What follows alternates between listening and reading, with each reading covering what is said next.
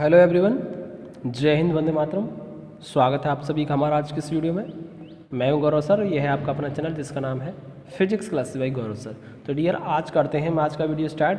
Physics class 11 chapter number 5 है और chapter का नाम है motion in a straight line. ठीक है, और आज जो हम इसमें कराने वाले हैं वो स्केलर और वेक्टर क्वांटिटीज़ कराने वाले हैं कि स्केलर क्वांटिटीज़ क्या होती हैं और वेक्टर क्वांटिटीज़ क्या होती हैं। ठीक है, तो सबसे पहले इसमें स्केलर बताएंगे, उसके बाद वेक्टर बताएंगे। तो ये सबसे पहले मैं आपको बता दूं स्केलर और वेक्टर को वैसे ही समझा देता हूँ थोड़ा सा। ठीक है, उसके बाद डेफिनेशन वगैरह भी कराएंगे। तो देखिए, जितनी भी फिजिकल क्वांटिटीज़ होती हैं हमारी, ओके, वे सभी फिजिकल क्वांटिटीज़ हम डायरेक्शन और मैग्नीट्यूड के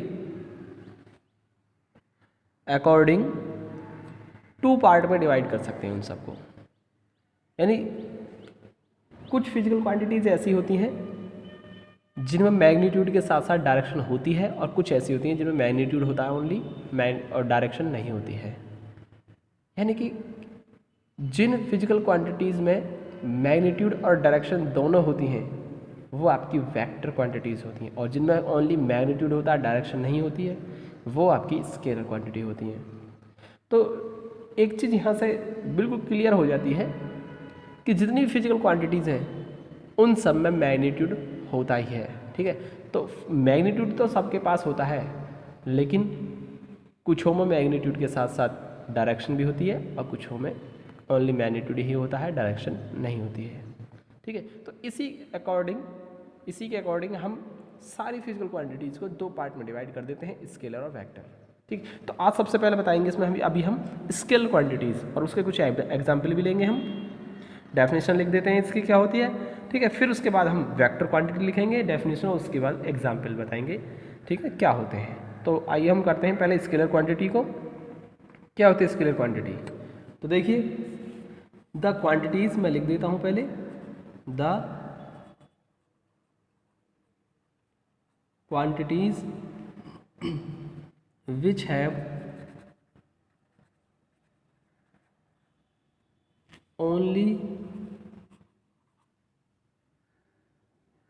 only magnitude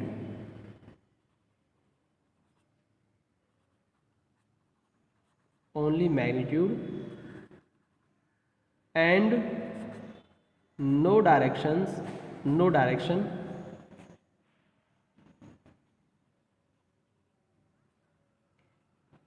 are called scalar quantities।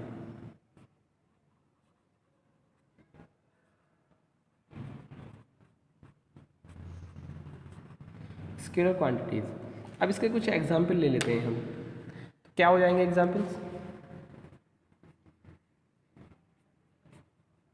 क्या हो जाएंगे इसके एग्जाम्पल? देखिए,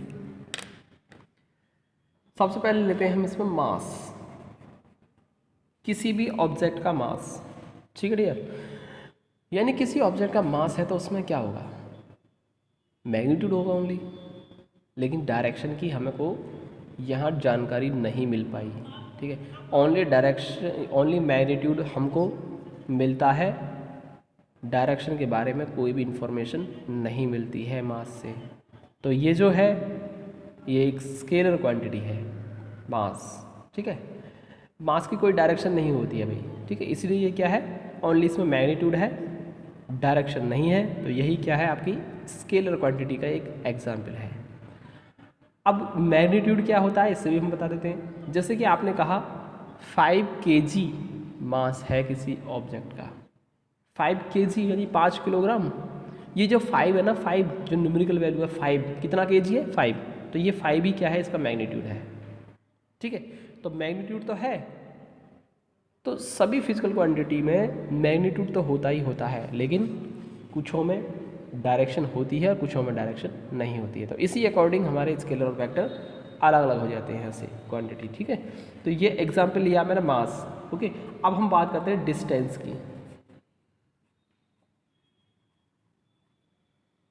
डिस्टेंस, तो डिस्टेंस भी दोस्तों ये एक क्या है, स्केलर क्वांटिटी है। अब स्केलर क्यों है? क्योंकि इसमें मैग्नीट्यूड है, डायरेक्शन की जानकारी नहीं होती है इससे।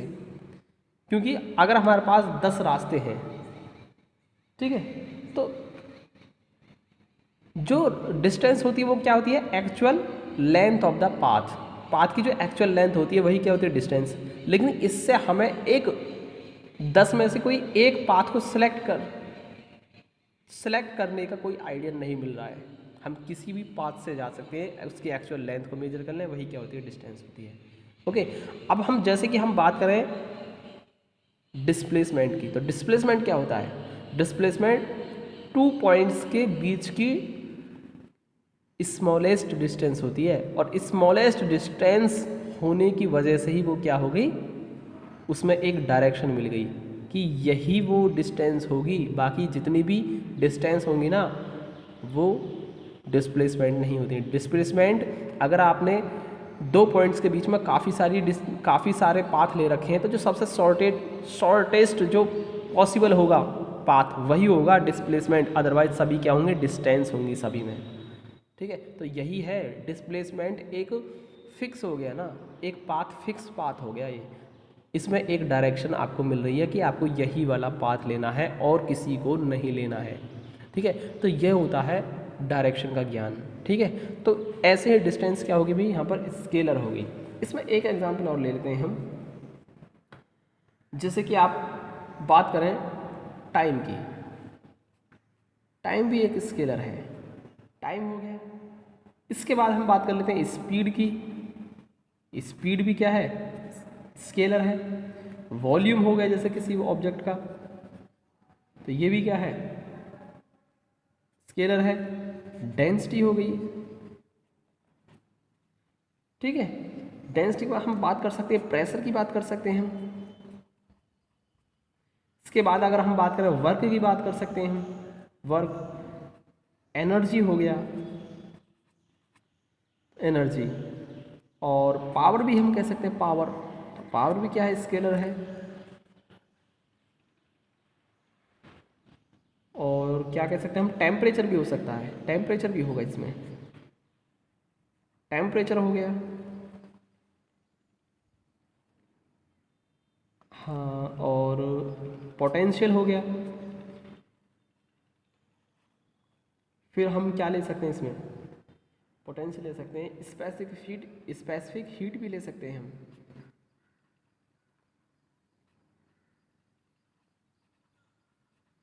ठीक है, इसमें हम फ्रीक्वेंसी भी ले सकते हैं,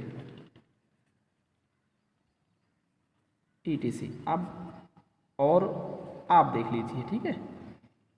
तो और भी काफ़ी सारी होती हैं, जरूरी नहीं है इतनी ही होती हैं, और भी काफ़ी सारी होती हैं। तो आपको इसके लिए समझ में आया। अब हम बात करते हैं वेक्टर क्वांटिटी की।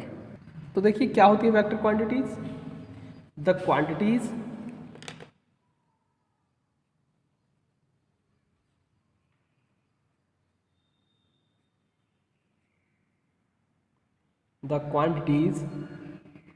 which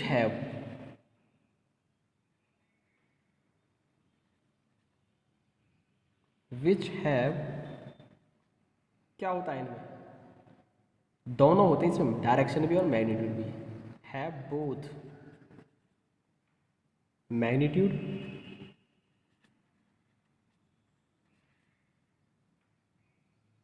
and direction.